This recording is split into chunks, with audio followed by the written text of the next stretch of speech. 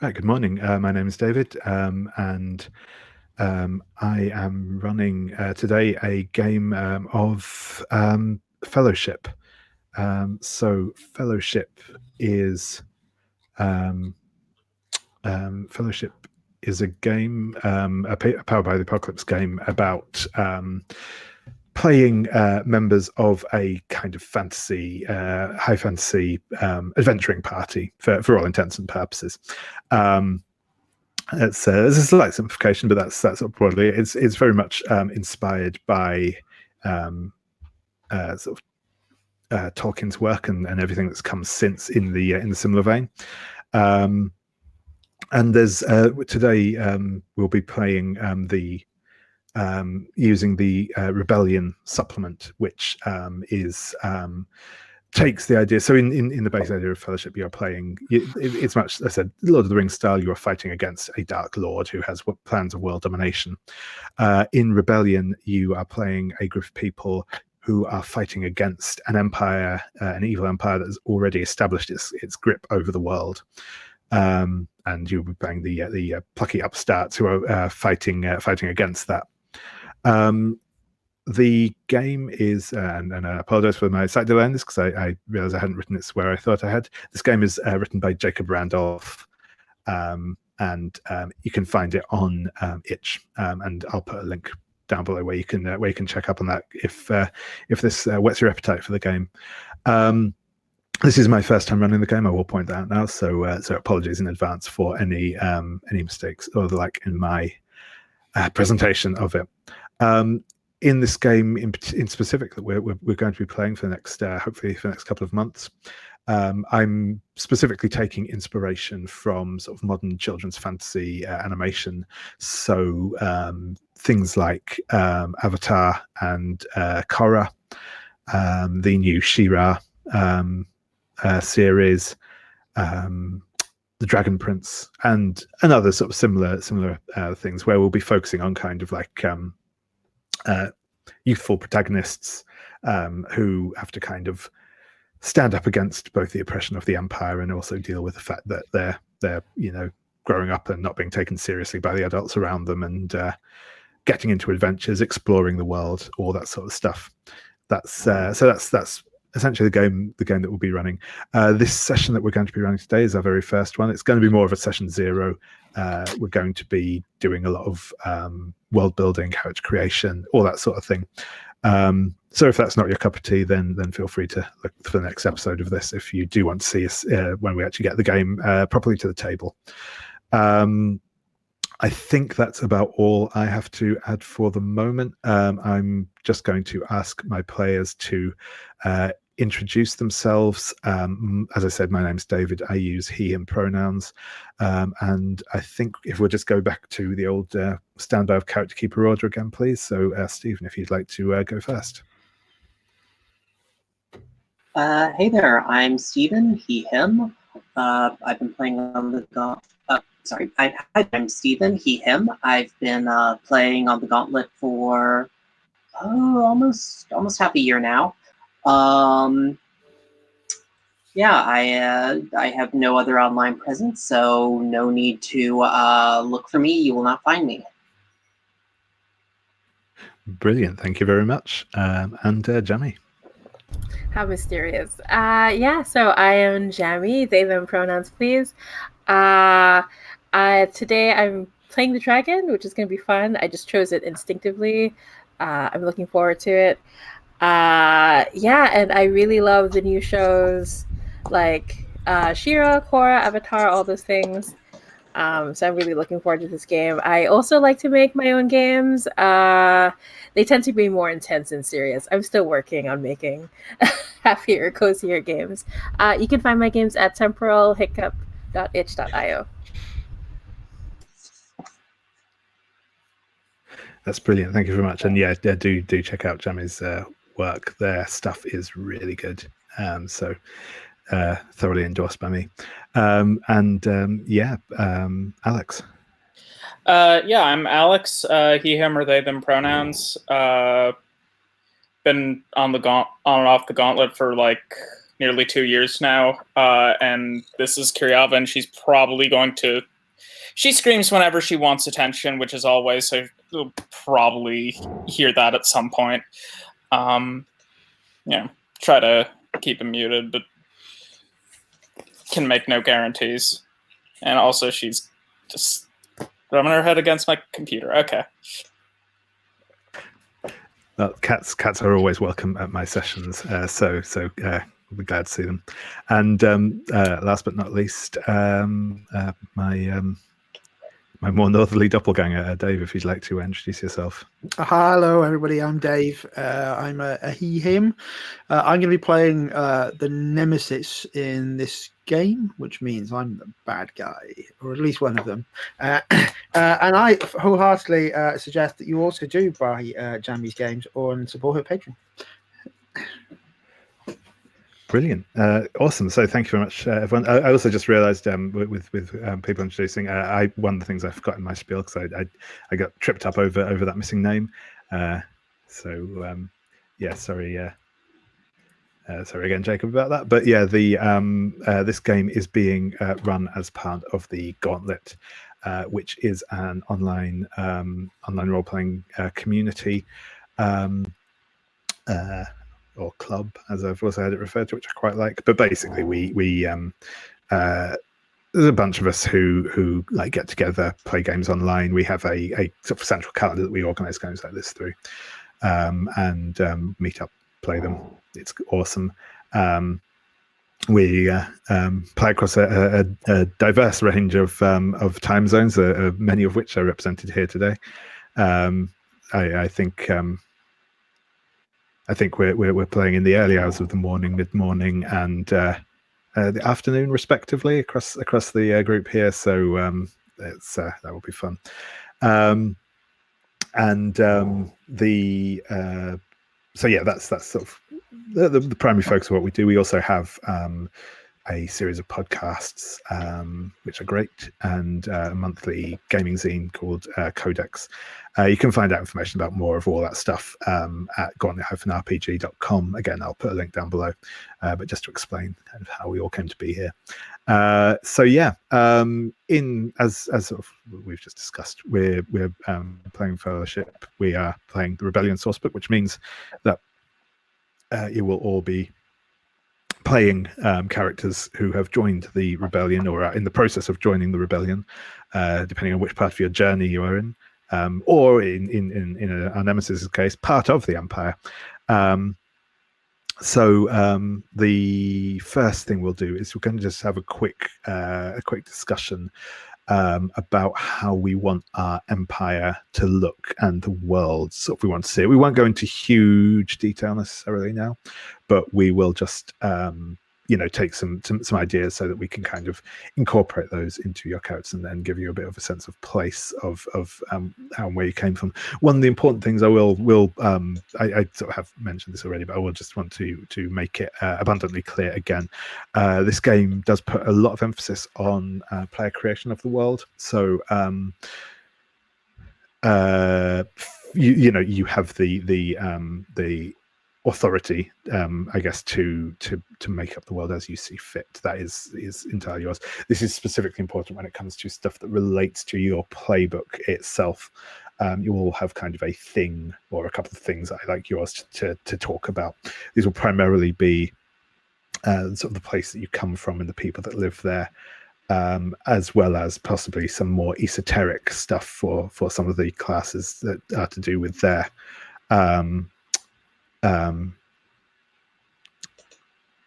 their origins or their organization and other things. So do bear in mind that those sort of specific aspects that relate to your character and their people in general, it is you that has final authority over those elements, not me, not anyone else.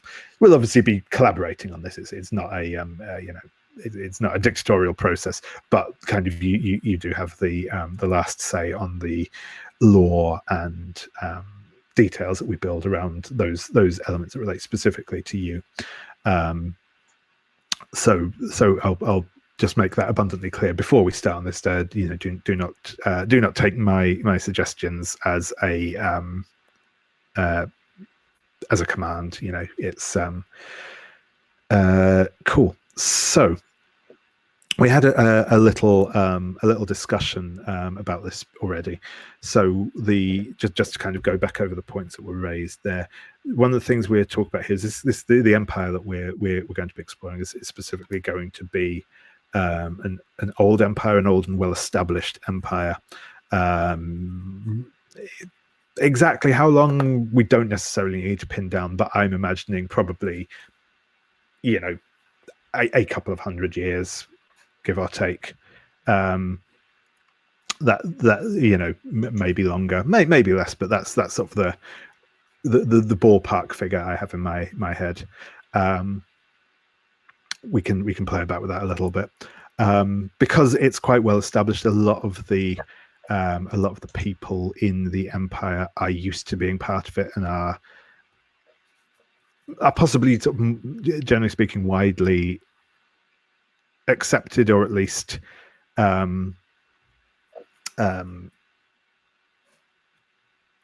beaten down by it. And perhaps the empire has not always. So the one thing obviously that is sort of essential is that at the point we're coming into the game, the empire is an oppressive force. It is concerned with its own survival and maintaining power for those who hold it. That's sort of an essential part of the game. Obviously, if it were a benign organization, then we wouldn't need to fight against it. But it may not have always been this way. That oppressive and authoritarian edge to it may be newer. That's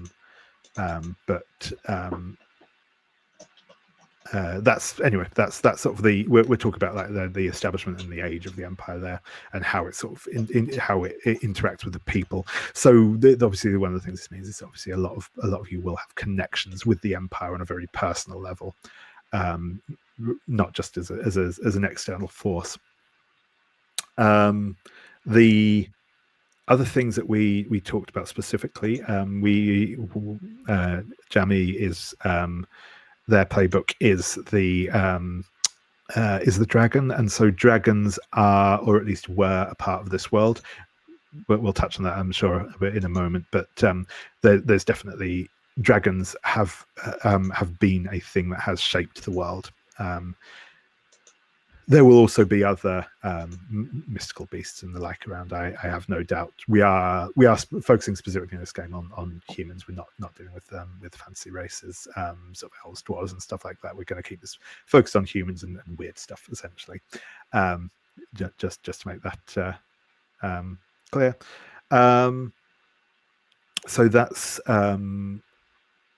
sort of the world, those bits of it. So we've got like some magic in the world. The other thing is we're going to, one of the things we definitely talked about wanting to have a look at is how magic forms part of the empire, or what role magic takes in the empire, because again, many of our characters have some connections to magic in one way or another.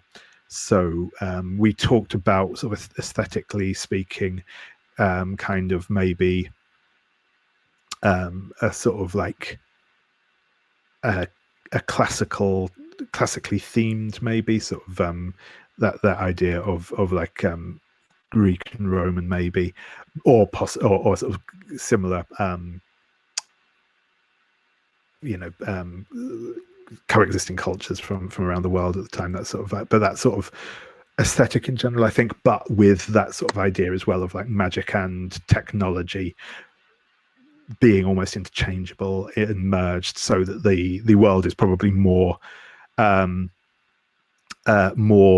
technologically or magically advanced than our real world classical period. So some things will be possible that would not be possible in the real world, obviously. Those said, sort of falling short of things like probably no actual like computers and stuff like that, but some advanced technology in there, and sort of that idea as well of like pre-genitor technology. So those, I think, give us some starting points, but I'm going to ask for some input on like specific specific, like either whether that be aesthetic touches or how input on like how the Empire works, what it does, what its like focuses are, things like that would be really cool if we could get some of that. I'm going to this time both to give people a break who've been sat at the front of the list. I'm going to go in reverse character keeper order as well, and this also means that we do get to start off with our nemesis, who obviously has an even more intimate connection with the Empire than the others.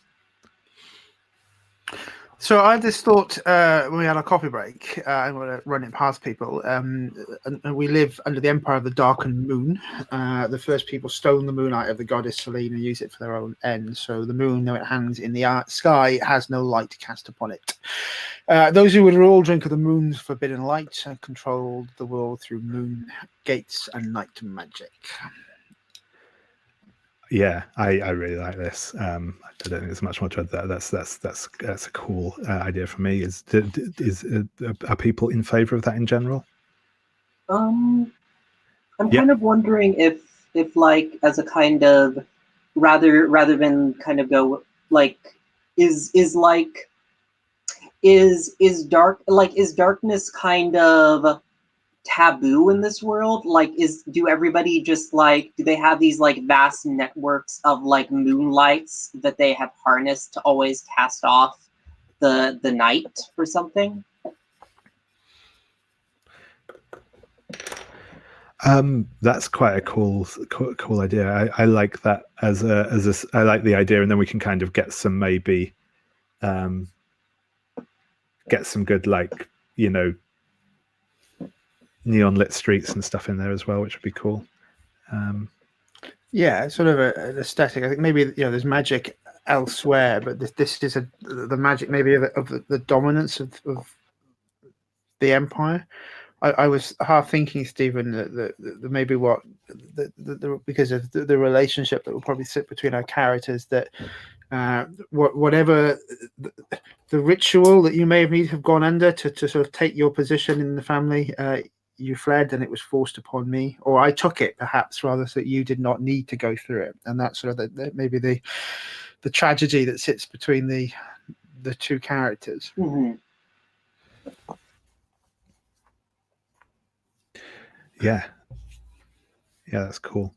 But yeah, no, I very much like that idea of this like this source of power being very much in the hands of the ruling class, and that being a way that they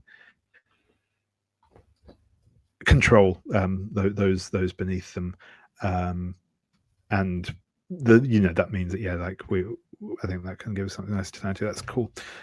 So I really like the idea of the lighting, and I like the idea of kind of quite of like quite stark lighting at night as well. So you kind of get that almost like film noir-y type moments as well in there. Awesome.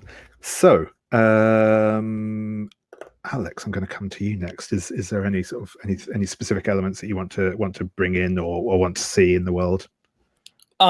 So you mentioned like the age of the Empire, and I want to float the idea of like the Empire actually being like insanely old, like older than an empire, like historic, like to the point where like pre-empire is basically considered prehistoric.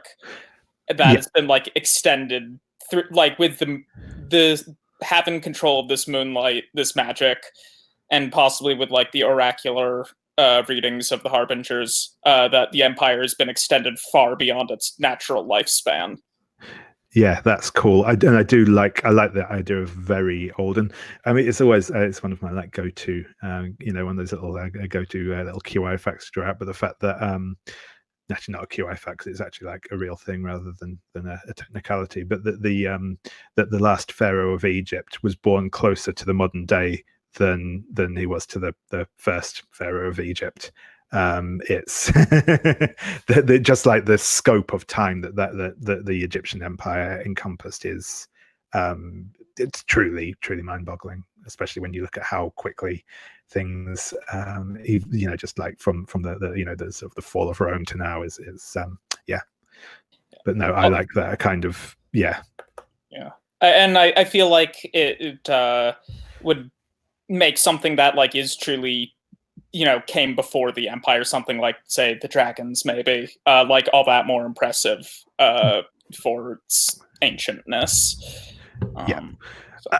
No, that's brilliant, and obviously, exactly how long any one ruling line or whatever has actually been in power compared to what the history books say. That's obviously something we can interrogate and find out more about during play. But yes, I absolutely like that idea of essentially the Empire has just been a force, certainly in its core, has been there for time immemorial. That's cool. You said we may be playing with the idea of there may be some areas at the fringes that have been more recently subsumed or are even still kind of resisting, but whether or not we focus on those aspects of it or not will be more a kind of an in play thing, I think. But I definitely like that idea that this is the way things have always been, and the way things will always be, at least in the views of the Empire. Cool. Jammi, anything you want to add to the picture? I think what I would like to see is how people have internalized the idea of the Empire, because it always is and always will be. And I kind of want to see how the Empire has guided the culture of the world, has really sort of like from the beginning, like pulled together this like, there must be a reason why the Empire is so long lived. There must be a plan that is going to take centuries to pull off something like that. I'd really like to see that work out. That's cool. I'm gonna put I guess also, given some of the other things we've said, the thing I'd be interested about knowing about your character is, because you noted that you're a newborn dragon. Are newborn dragons common anymore? Ooh, yeah. What I was thinking was that that dragons are rare. Like, they're hard to. It's hard for someone to. Like, I guess there's just not as many of them anymore. And even if one is born, they don't necessarily transform into a dragon or have all the abilities of a dragon. I think someone who is born that way, that can do that, the Empire quickly snatches them up. I think there's probably like an old myth or legend about how the dragons helped take the moonlight in the first place. Whether or not that's true is something to look into. But I kind of like the idea of connecting the dragons to the moonlight in a way. But yeah, so basically dragons are rare, and there aren't that many of us anymore. And my father probably had to hide me away to make sure that that the Empire wouldn't get to me. Cool. Yeah, no, that's I like that, and I think that's quite interesting. Talking about like how the Empire has persisted, and that's kind of, as I mentioned just in previously as well. And I think what will be quite interesting is looking at the idea of the persistence of the Empire as an entity, which is absolutely a thing, and contrast that with whether how much change there has actually been in the Empire, and whether what the current rulers of the Empire claim the Empire is what it has always been, and that's sort of like, I think there's some interesting grounds for that idea of like weaponizing history and all that sort of thing, which can come up. So that's cool, and I think it's definitely something we will like I said, one of the things I do definitely I mentioned this prior, but one of the things I definitely do want to see is different communities, and how different communities are, and what their own cultures are like. So I think definitely one of the things I want to see is this idea of the Empire being old and ancient and well established, but it's not necessarily always been, but not necessarily a homogeneous force, and that possibly that is, if that sort of like cultural assimilation is happening now, then that's maybe a newer thing, certainly maybe a newer thing than those who are enacting it claim it to be. But yeah, that's cool. It's definitely giving me some ideas. So yeah, and Stephen, anything you wanted to add in, or question or bring up? Yeah, so I guess I'm kind of interested in also looking at where magic exists as a like destabilizing force within the Empire.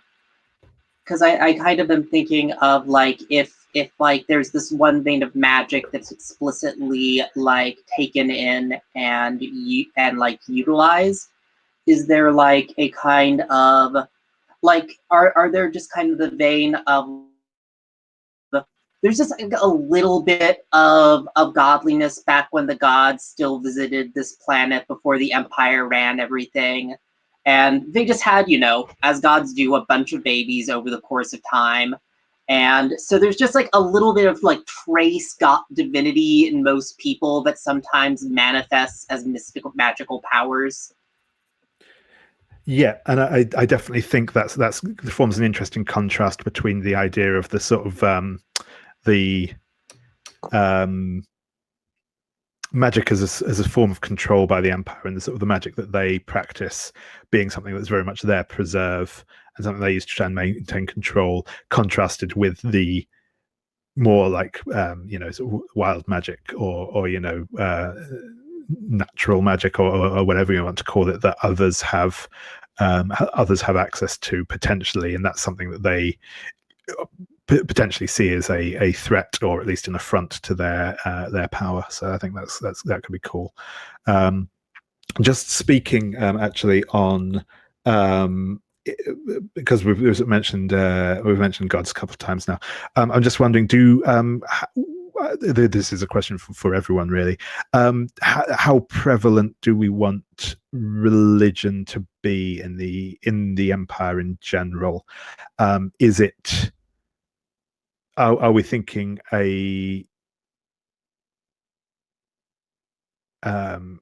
is there like a state religion? Is religion in general kind of restricted under the Empire, or is worship largely a do what you want sort of situation, and it's more just the actual enacting of magical power that people are more concerned about than any particular religious practices? Does anyone have any thoughts on that?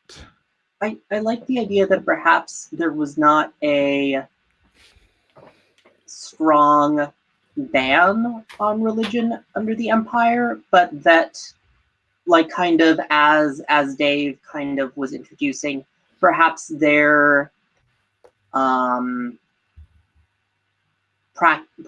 practice in some sense sort of divided the world in some sense, so that like it's not so much that they banned it, but that like people have trouble actually communicating with the gods anymore. So there's kind of been a kind of fading out of a lot of the religions, that a lot of people are just like, well, I've never actually seen any of these things, so you're probably just talking nonsense.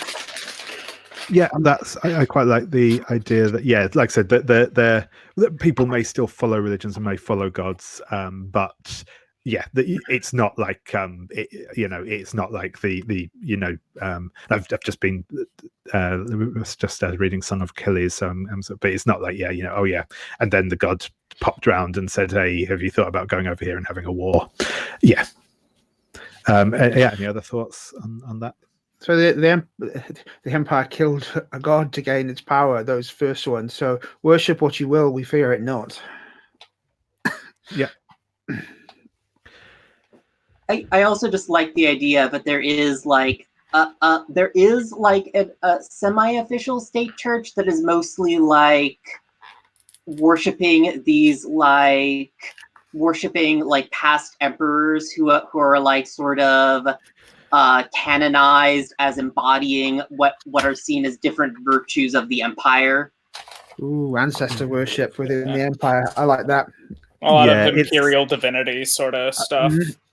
I was going to say, I think there probably have been like empires around the world that haven't, to some extent, had an imperial cult around them. But I think you'd struggle to name one. Even, I mean, you even look at like Queen Victoria and the way that she's been treated as a sort of, if not explicitly divine, at least a figure of veneration. And so yes, that sounds cool. And any other thoughts from anyone, or are we all cool? I just thought that seemed because we come up. Go for it. Oh yeah, I was just gonna say, I think I kind of like the idea of like, even though no one remembers what was before the Empire, I think that those gods that were taken power from, like some form of them is still around, like asleep or waiting to be discovered. I kind of like that idea, like trying to reclaim that. Yeah, that's cool. I like that. That's good.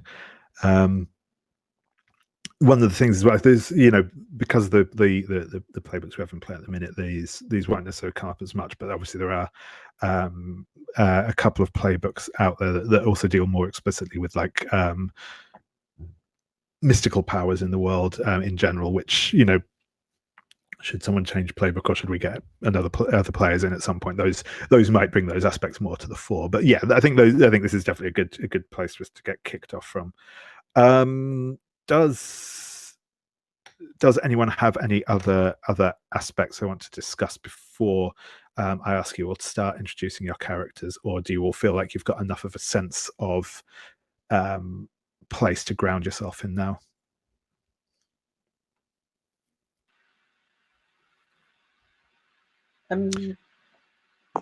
Cool. Excellent. So with that, I will start by asking you all to give a brief introduction of your character so far. Obviously, we may have questions for each other and stuff that we'll clarify a bit more as we go through this. That's perfectly fine. Once again, this is this is an open discussion. I obviously will be like calling on you in turn because it just makes things easier. But if you have any questions for someone else, do feel free to ask them. Likewise, if when you're introducing a character you want to ask someone else for input, do so. It's keep this as interactive as possible with the difficulties of two people talking at once over a hangout. I will return to character keeper order. So, Stephen, can I ask you to introduce your character to us, please?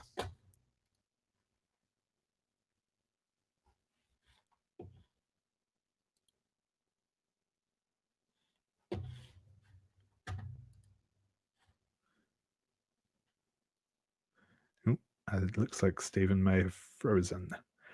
I'll just give him a moment to see if he can reconnect, or the tubes get unplugged, or whatever. So yeah, I won't move on to someone else because obviously it makes no sense to start introducing characters when one of us isn't here. But feel free to just do any last minute looking at bits and pieces you want, and we'll just give Steve a moment. Right. How many choices should we? So this is I'm just gonna. So I think for you as the dragon, I think you get to choose 2 custom moves, which you should also. You'll have one. How did you gain draconic power choice? unless something you've chosen lets you choose another one, which is a thing that can happen. Some of the like custom moves that you go back and choose a new origin move and bits and pieces like that. But assuming nothing weird like that is happening, then yeah, just one choice in there and one choice in your and two choices in your customs. Gear you don't need to do right now if you don't want to. That's fine. We can revisit that at a later stage, because there's a whole lot of things to choose from in this. It's it's a very dense game. I mean that as a hopefully as a good thing, but there's just quite a lot of choice and stuff in there. Yeah, which is I always enjoy playing these PBTA games once in a while with a lot of choice. Yeah.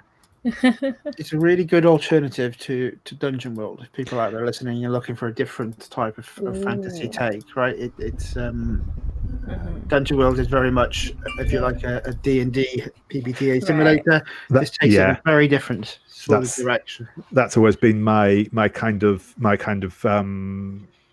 stumbling point with Dungeon World is, as you say, it's always felt to me very much it feels like it's designed to emulate playing Dungeons and Dragons, and if I wanted to play Dungeons and Dragons, I would just play Dungeons and Dragons. I have no ideological problem. Well, okay. You can't be saying that. Other issues there. But safe word, that's card in there, man.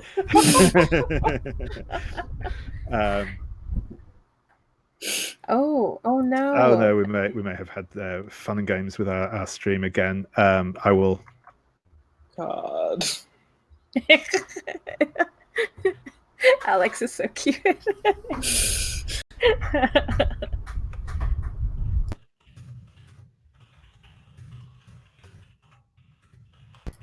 But this is the first time I've encountered Jitsi being this cruel about who gets into a room. There's only a limited number of sign-ins, I think, for Jitsi as a server. I think that's It's I guess just probably the sheer amount of demand. Exactly, yeah. For anyone who may discover this recording in a battered server somewhere in the far distant future, we are currently having the joy of the of COVID-19. So the online chat software is being somewhat hammered at the minute across the world. Should we try kicking this frozen to get the real Stephen back?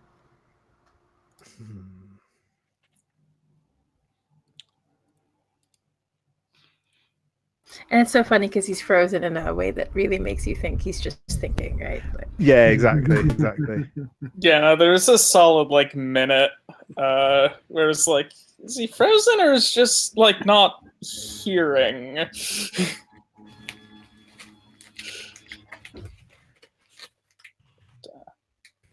I do have a gear question though, actually. Oh yeah, no, by all means, ask away. So one of the options for secret weapon the harbinger can bring on their journey is the overlord's weakness tucked away inside a bottle or box, and I guess we don't have an overlord. Yes. So yeah, that is a and I will repeat this for Stephen's benefit in case anything of his does it does this as well. So okay, no, it looks like we will have to break. I'll do what I did before, and we'll just close down this instance and set up a new one, and hopefully get everyone on there. So yes, I will. I'll do that in a second. But first, I will answer your question, which is to say that the overlord weakness, in this case, so if you have something like that specifically, and a couple of other people have moves as well that say you count as a weakness to the overlord, in something with the empire in play, that basically means that you count as a weakness for the empire, which means that there are certain I'll explain this a little bit more probably next week, actually. But there are the Empire itself has certain moves that give it powers, and if you have the weakness, you can kind of bypass those more effectively. So that's what it will do in this case. Stuff like that. There are a couple of moves out there, and I will kind of give this warning now. That not many, but there are a couple of moves out there that just make no sense when you aren't playing with the Overlord. In fact, so those ones I would say just avoid. But in that case, that can still work. And in this sort of case, because obviously you have sort of a link to the Empire, it could well be that the secret key codes to some of the doors still, and that sort of thing. But that's. I have an idea for what it could look like. David, would you like a Zoom session set up? That might be an idea, actually, if you don't mind doing that. I'll say if we call a 5-minute break now and get that set up, and I'll let Stephen know. Yeah, sounds good. Yeah, that works. Now. All right, see you in a bit. Yeah, see you in a bit. We can sort out any sort of. I'll of course check the clan and send you a link when I'm. Yeah, cool. We are Cheers. recording. Thank you. So yeah, Stephen, if you would like to introduce your character. I'm playing Ossian, he, him. He is the exile, and this is something that, like, a few of the bits I'm going to have to hash out with our nemesis, because I do kind of want, and I think Dave probably does as well, kind of contrast between our two magics, maybe. But basically my idea was that they are a traitor, which means he wants to work for the Empire, and I've turned on them. I have an elemental monster form, and I was thinking of either going with shadow or light as my element.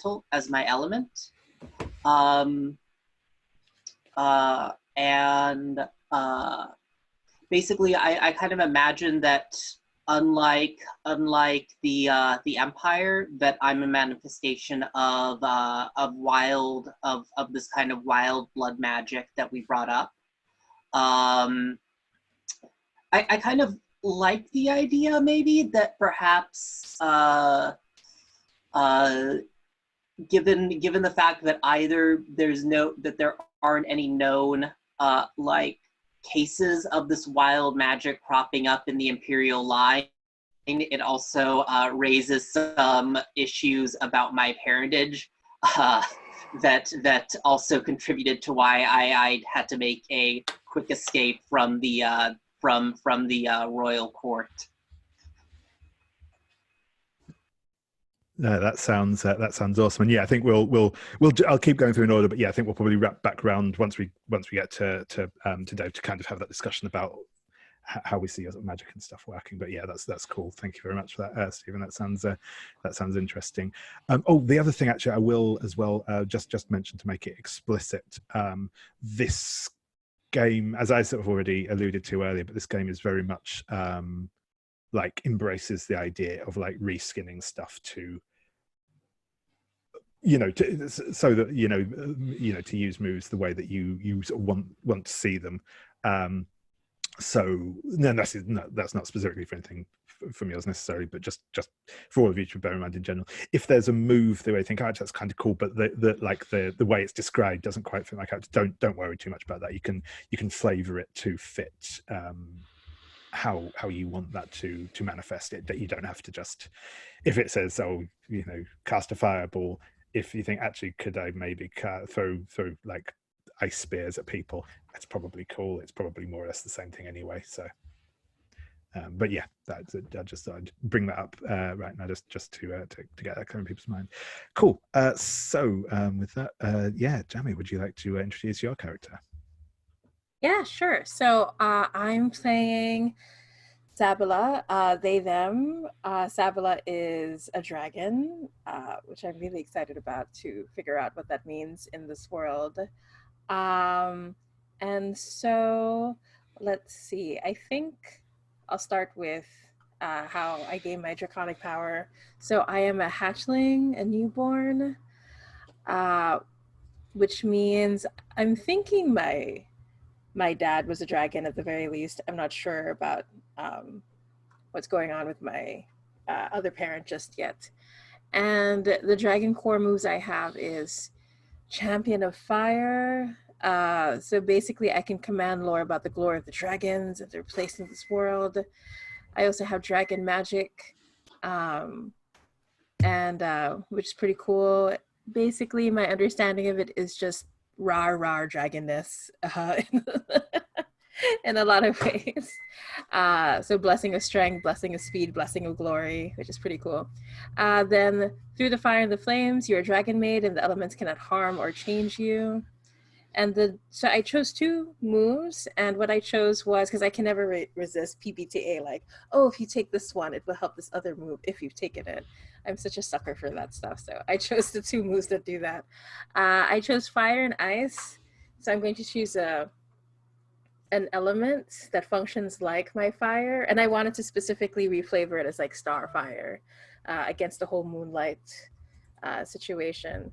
So I'm also thinking I kind of want to go with poison. I don't know why. I just like that idea of like maybe it's a leftover anger from the gods who were destroyed or something like that. So the second one is poison. And then I chose Fire Eater. You may extinguish any flame within arm's reach merely by touching it. Eating a fire instantly reloads your fire. And if you have fire and ice, you may apply this move to that element too. So I can also eat poison. I just wanted to be able to do that.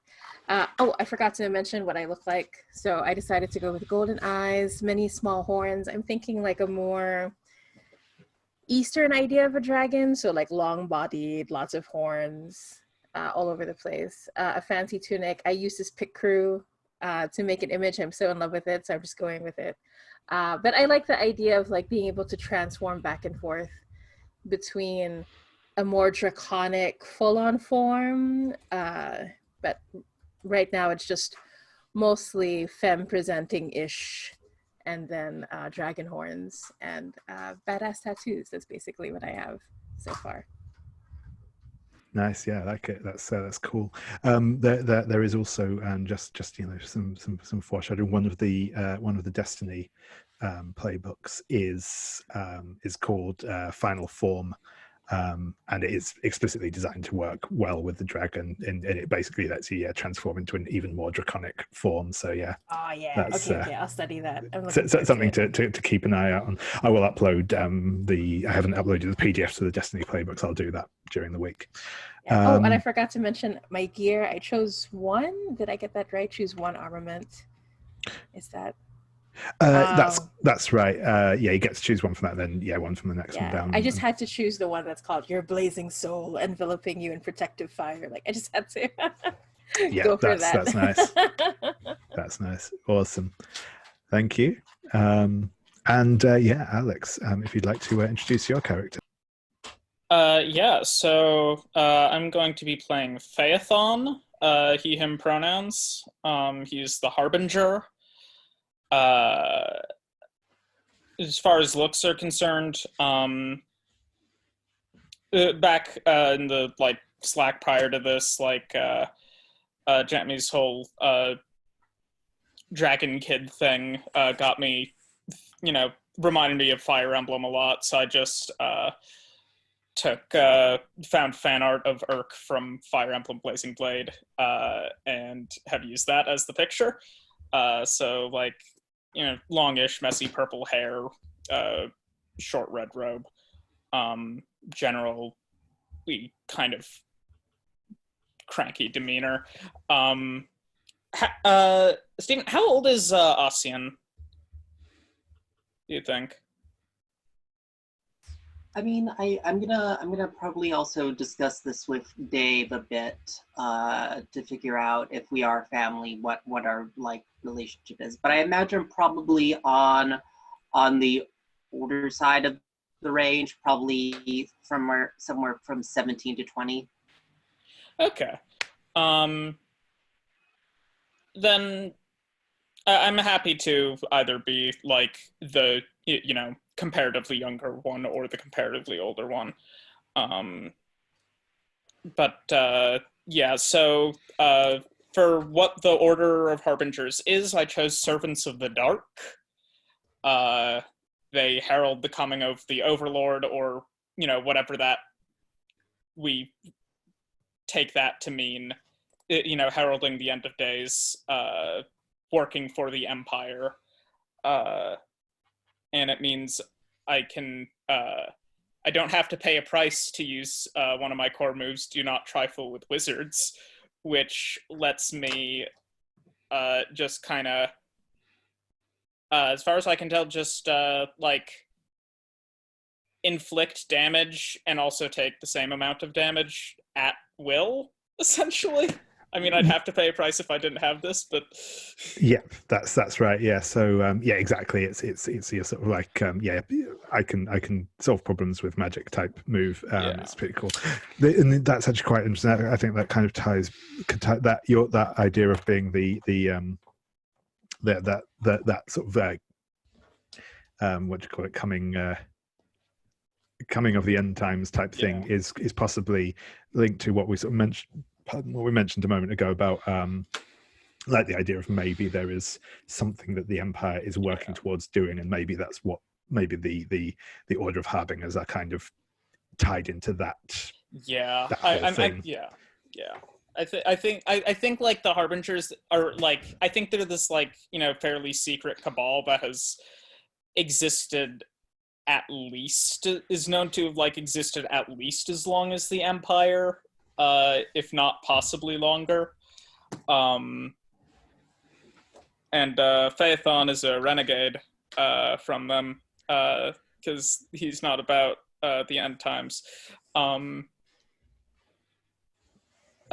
also have wizardry, which I have a whole other stat, Doom. But yeah, I have wizardry, which lets me do a bunch of cool magic things. I imagine the Harbingers, I guess, having like access to a somewhat wider world of magic than is like otherwise described, like the moonlight stuff and the moon and stars stuff, because I imagine just like other elements coming into play, and like gesturing towards like, there are more kinds of magic out there than you can count, sort of thing.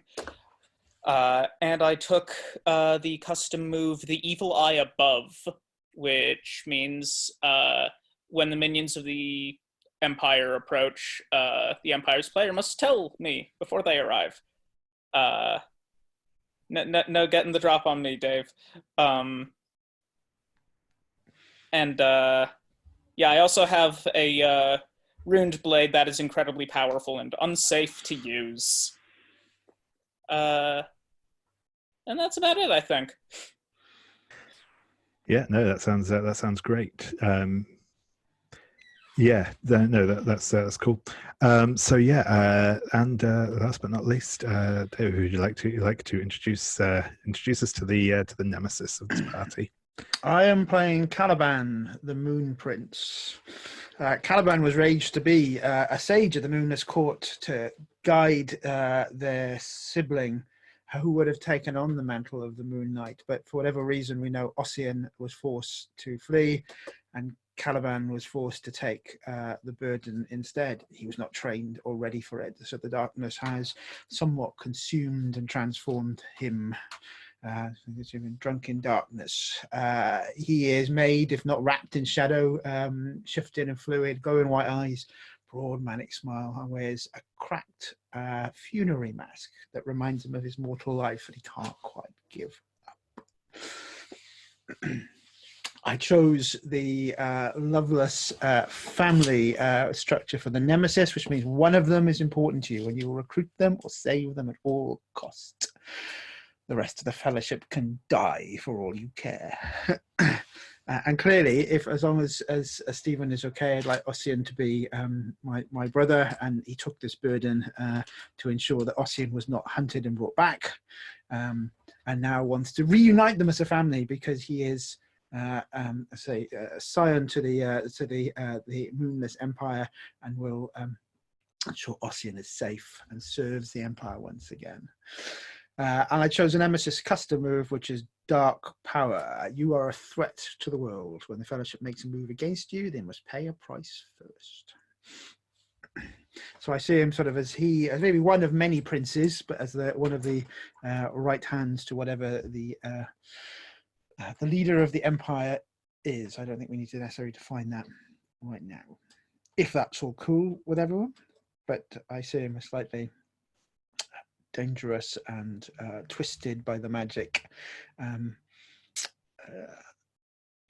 tortured probably by what is done to him, because he's a good guy underneath, maybe. And once he gets his brother back and destroys those who've taken him from him, it'll be even better.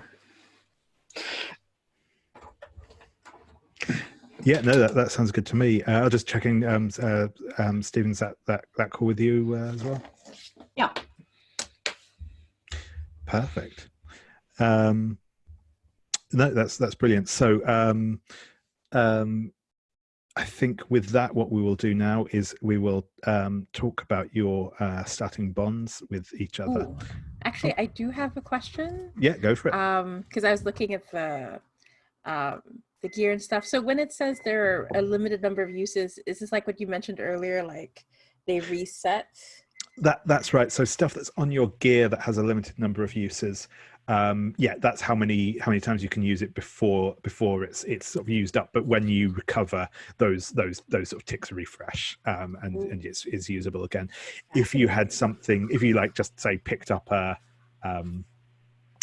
you stole a bow and arrow off of a guard, and it had 3 uses of ammo. Once those 3 uses are up, then that item is now gone. But because it's part of your gear, when it's refreshed, yeah, it comes back to full again, because it's like central to whether it's like the same thing and you can just use it more, or if it's you can always get your hands on a hunting knife sort of thing. It's 6 1 half dozen of the other.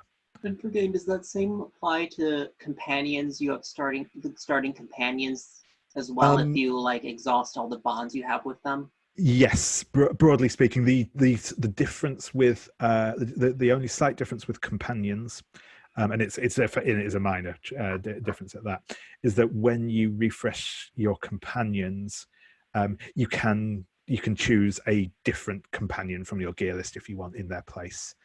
You don't have to sort of bring the same one back. You can bring in a different companion rather than just bring back the same one. But yeah. Oh, really? Interesting. Yeah. Okay. And I also wanted to ask, because I was drawn to the option of your love, who you will keep safe.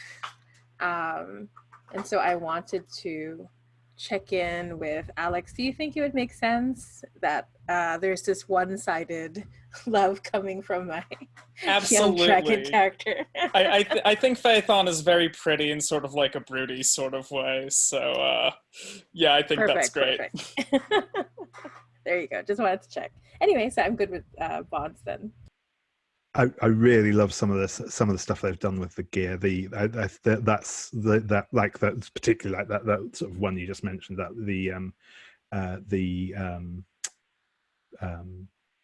that one where you can choose like a couple of different things, like somebody that you love or someone that you believe belongs to you, or whatever, is a really nice move. The Warrior Born playbook, which is in there as well, it has some really nice, one of its sections of gear options is basically just how you are a really great warrior, and you get some uses of stuff that are just stuff you can do because you're a really awesome fighter, basically. And that's a really nice thing as well that it does. It's definitely tech I will consider stealing if I ever do something in the PBTA world. And like as the exile, I didn't pick it because it didn't really work for me, but one of the companions I could have picked was my paranoia. No, really? Oh my gosh, I did that. That is so cool. I'm sure some people feel that in real life. Cool. So yeah, with that, there should be a tab in the character keeper. I think I've made it available to you. Yep, that's it, called Starting Bonds. This should be familiar to people that have played PBTA stuff before. It's basically just your list of like replace line with character's name to establish some bonds between you. I should point out that these are explicitly, so I think everyone except for Phaethon will have 4 bonds with other members of the Fellowship. Phaethon only gets 2 really because brooding. Really, Yeah. And y'all can only each have 1 bond with me at most. Yeah. Yeah. Ooh. And vice versa. Yeah. That's also a restriction. Otherwise, you can have up to 3 bonds with 1 character. And these unlike some games, unlike some PBTA games, these bonds you have to use all of your bonds, and all of your bonds from here have to be to other members of the Fellowship. So actually, again, things like your gear will potentially give you bonds with companions, but these bonds that you assign now have to be with other members of the Fellowship, and you have to assign all of them, you have to assign 4 bonds to them, 4 bonds out in total. You don't have to pick choices off of this list if you don't want to, but obviously the suggestions are there for you to do so. You can just record how many bonds you have with someone on the character keeper tab, which just down underneath your stats on that tab, it's got spaces in there for you to write in names and put in the number of bonds you have on somebody. So if you want to actually like note down anything on the just keep a note of like what the actual nature of these bonds you have with people are, then you can do so. But that's not necessarily this. I think it's more the discussion about this is fruitful. Once a bond has been established, then it's just a numerical value essentially. So that's cool. If we have a companion and as such a bond with them, is that like in addition to the default number? Okay, that's right. Or these bonds here are specifically within the Fellowship itself. So what I'm going to do is we'll just go through. We'll go through again in character keeper order. And start naming some bonds. I'll say you can do either 1 or 2 in the first go around, your choice, and then we'll just keep going around until all of them have been assigned. And so Ossian, we'll start with you. Yeah, I'm gonna go with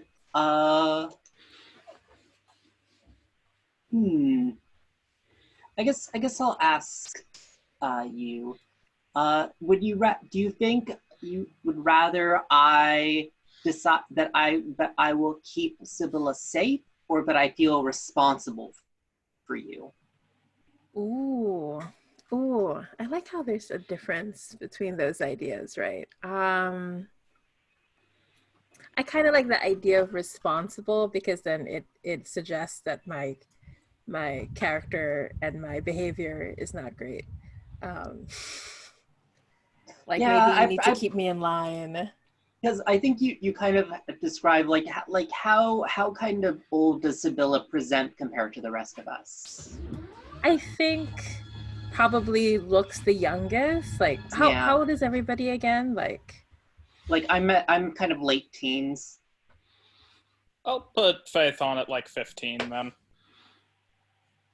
Younger than Ossian before this, so yeah, probably around 14, 15. Yeah, so I probably present I think I'm actually 14, but I look 12, which I don't like. So it's very easy for people to underestimate me, and it doesn't help I act like a brat.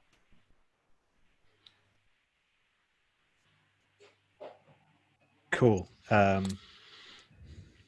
Yeah.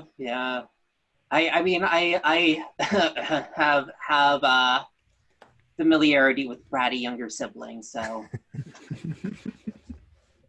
Excellent. Yeah, that's perfect. Cool. So yeah, Jammi, if you'd like to pick one of yours. Yeah. Ooh. Yeah. I like blank shares my burning passion. I have to choose that one. I don't think it's our brooding wizard though, for sure. But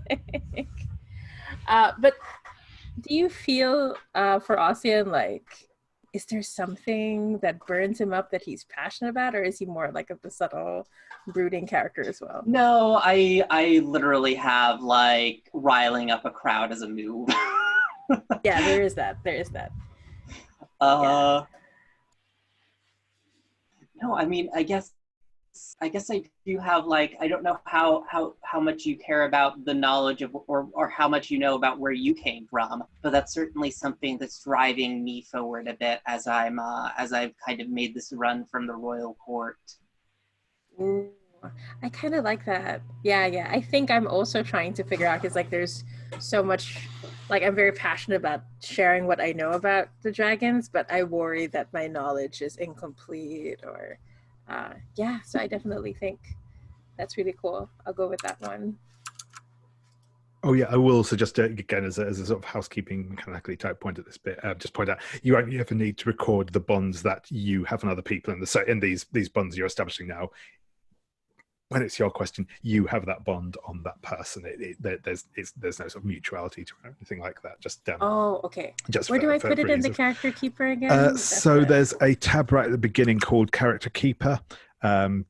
Confusingly, and down just underneath the where the stat lines are, and there's a list for bonds. Yeah, cool. I'll put it there. All that like as I think as a reminder, all as David said, all like the nature of the bond doesn't matter. All that matters mechanically is the number you have. Got it. Cool. I'll probably just add mine as note, the like nature of the bond as notes for mine at least. Just that's fair.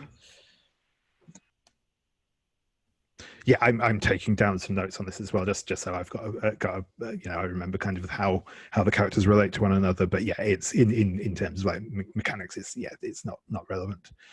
I don't think I will double check that when I reread through the rules this week. But cool. Thank you. So yeah, Alex, would you like to give out one of your bonds?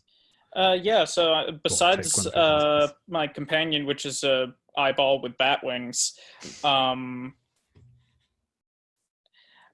want to float this one past Jammi, which is, I know the doom that awaits Sabila, but I cannot bring myself to tell them. Yes, I love it. Yes, I was hoping you'd pick that one. Hell yeah. I'm game for it.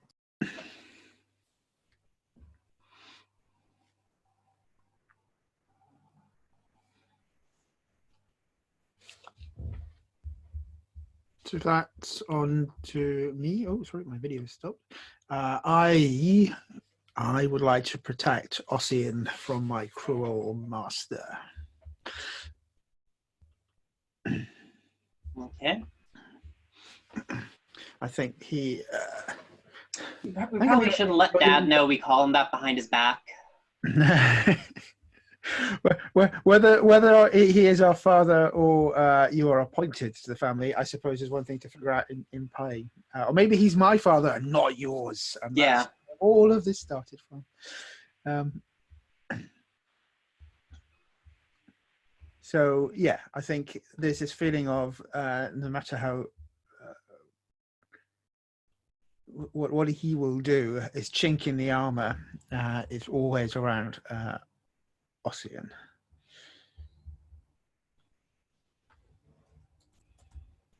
Brilliant, thank you. Yeah, and then we will go back around to Ossian if you'd like to choose your next bond.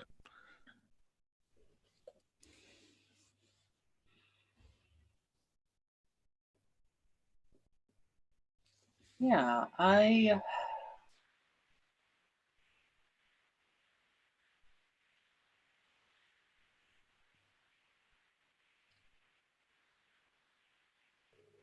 Yeah, I guess I will go with this one because I feel like it offers maybe something interesting. Phaethon knows who I really am. What do you know about my true nature that I don't? And have you told me? That is a good question. I think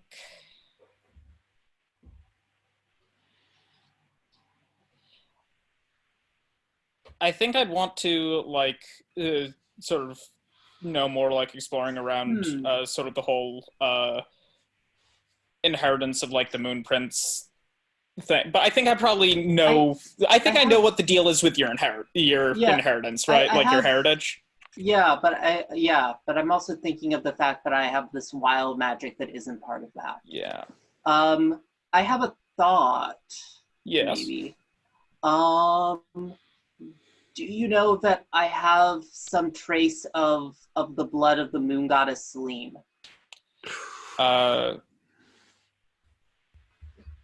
Yeah, that works for me. And do you think that you've been keeping that a secret from me, or that you've told me? I do not think Phaethon would have told you. Okay. But let's have some secrets. That's fun. Yeah. That's cool. Yeah. No, go ahead. Sorry. Just spitballing here. A possible different idea, which is that maybe Ossian could think they have the blood of the moon goddess Selene, but like their heritage comes from a different god. Could also, I would leave that up to you. Yeah. I mean, I don't know. I don't know if I like at the start if I have how much knowledge I actually have. Fair enough. Of yeah. Yeah, let's keep it simple then. Yeah. That sounds good. One of the things I was thinking, and I was going to check in next time, but because it sort of come up again, I quite like the idea if people are happy with this, and this is probably something that isn't necessarily going to be common knowledge out of the gate, but and it seemed to evolve from what was discussed anyway. I quite like the idea if maybe the Order of Harbingers are perhaps the people that taught the first emperor how to, commit the great ritual sort of thing, and that's why they have this kind of additional knowledge about the peculiarities of it. Hey, you there want to learn how to kill a god? Yeah. They all talk like that.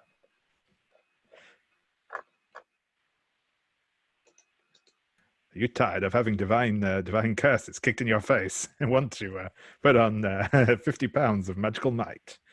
And so on and so forth. But yes, perfect. Thank you. So we will go on to Sabila. Yeah. Actually, what I wanted to ask is maybe with, is it Kalliban or Kalliban? Kalliban. Kalliban. Okay. And I was like thinking with Kalliban, I could choose.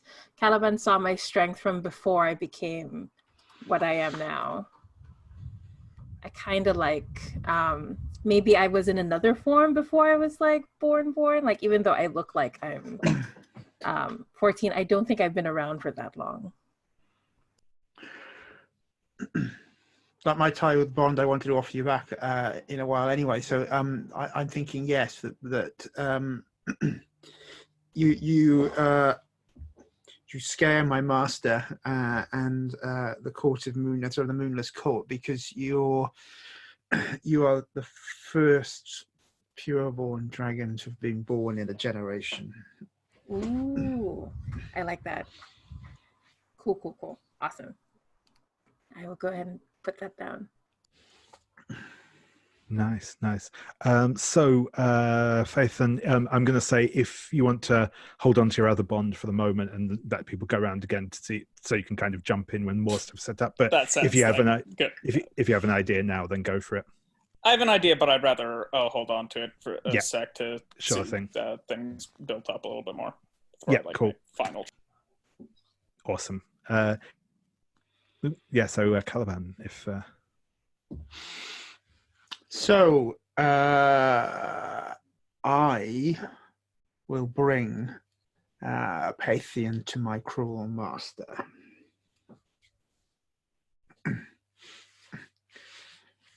My master wants the harbinger, so he or they will receive them.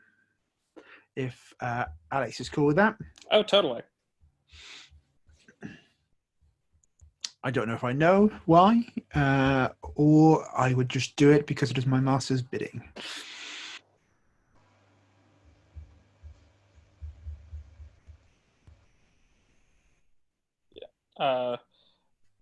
I mean, I think Phaethon is probably not shy about, like, having access to some weird magic, if nothing else. Cool. Yeah, awesome. It's also, I actually quite like the idea. That's more something I'll keep in my pocket, but I quite like the idea that maybe there's that little bit of a split there where maybe the rest of the harbingers are trying to kind of bring Phaethon back quietly, but the powers that be have found out and are trying to maybe get more direct control over him. And there could be some interesting tension there. Awesome. So yeah, we'll swing back around to Ossian.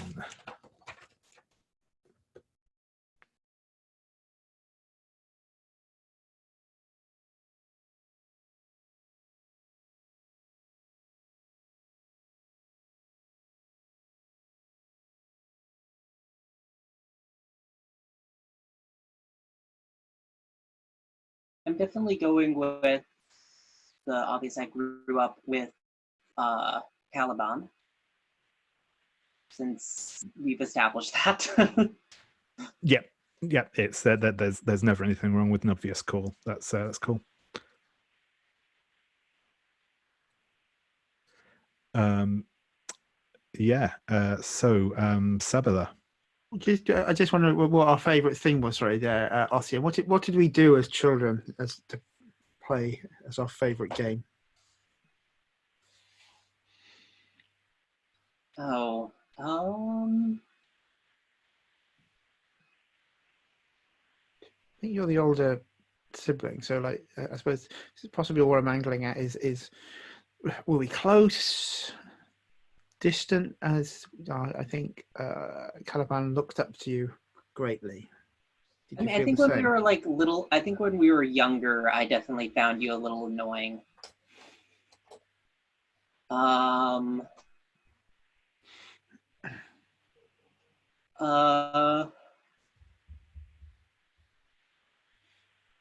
I'm just kind of thinking of. You don't have a strong answer. Don't worry, we can figure it out at a later point. Yeah, I'll keep that. I'll think about it though. Yeah, that's cool. Yeah, awesome. So Sabila, if you'd like to. Yeah. I'm trying to remember. So because our harbinger can only have one bond with someone else, like, does that make sense? Like, can I choose one for you or? Yeah, you can have up to one bond with me, and I can have up to one bond with any other person. You just can't have multiple bonds on me. Ooh, okay, got it. That makes sense. Because I was thinking of getting. I often bicker with with you, but we would not last long without each other. I kind of want to add that element. Extremely good. Yes. Okay.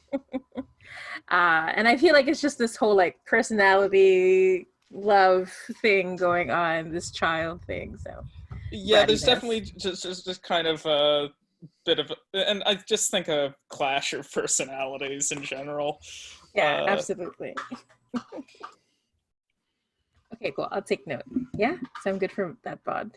Yeah, that sounds good to me. Nice, thank you. And yeah, once again, Phaethon, if you want to chime in now, you can, or we can move on to Kalliban and come back to you on the next go. I think so. This is based on like my hour or two old memory of what exactly like Ossian and Kalliban's history is like, what the split happened. So correct me if I'm remembering anything wrong. But I mean, it is like the magic power was originally gonna go to Ossian, right? Is that right? Okay. So yeah, I think that my bond is Ossian is the only person who has ever changed the future I foresaw, and that's Ossian was, you know, it wasn't just like all the harbingers we foresaw Ossian was going to become the Moon Prince and like, you know, do some sort of ascension thing probably. Ascension's probably part of it. Like that was supposed to happen, and then it didn't. Yeah, that's cool. That's cool. Kalliban is almost like not a usurper, but like think Phaethon, it would be sort of like you're not supposed to be the one that has this power. What are you doing? Good question. So if the next one is on me, Sabila has bested me in combat. Possibly at the time of our meeting. Oh, I like that. Was it before I took on this form? Like when you saw me, like before that, or is it more recent? I think perhaps that was the climatic battle that caused you to erupt into your form. I was too late or not ready enough, not able to wield my powers, and you took on your form. I failed my master for the first time and paid a terrible price. Ooh, I like that a lot. Super cool. Yeah, brilliant. Thank you. So we will come around for our last bonds. Back to Ossian again.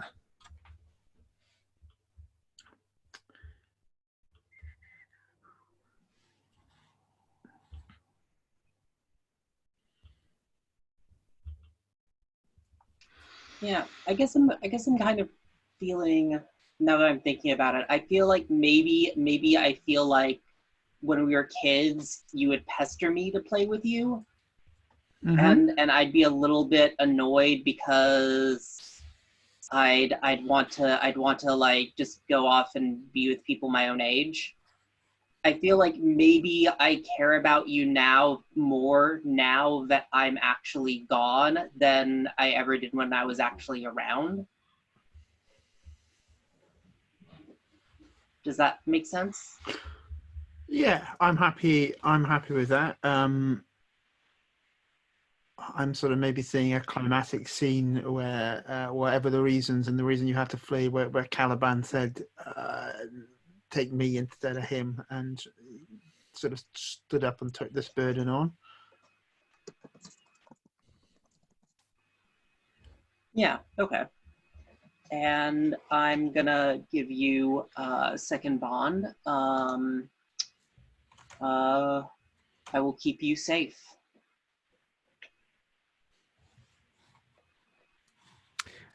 Nice bit of mirroring there. That's good. Very cool. Yeah, I'm looking at. I think I want another one of Kalliban. I'm thinking. I'm gonna change it a bit slightly, because I have here. I deeply admire Blank's power. I think I really admire they're like, I see clearly from the times we've clashed before how often they're willing to sacrifice to protect Ossian, and it's something that I deeply admire, even though I don't understand why we can't all just get along. Like, what's wrong? What's happening? Cool. Yeah, that's good. That's good. Yeah, and that brings us around back to Kalliban for your final bond. Ossian betrayed me. Why didn't he take me with me? Him. Why did he leave me to take this burden on alone? I will never forgive him. Yeah, perfect. I think that's fits nicely. Okay, awesome. So it was pretty good timing actually. So yeah, we're at 1:30 now. So we will call things there for today. I am going to go away and like I said, build out the empire from a mechanical point of view and a bit of flavor as well.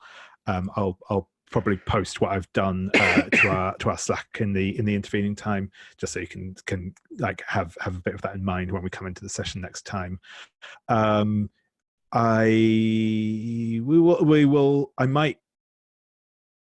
I'll get back in touch with the Slack. I might ask some questions about the rebellion and stuff as well in the meantime, so that when we get back next time we can have just a little bit of a discussion about the Empire in general. In fairness, I think we've got enough to work from. We do not need to go into this with, an encyclopedia of lore. It's designed for us to build stuff on the fly, like most PBTA games are.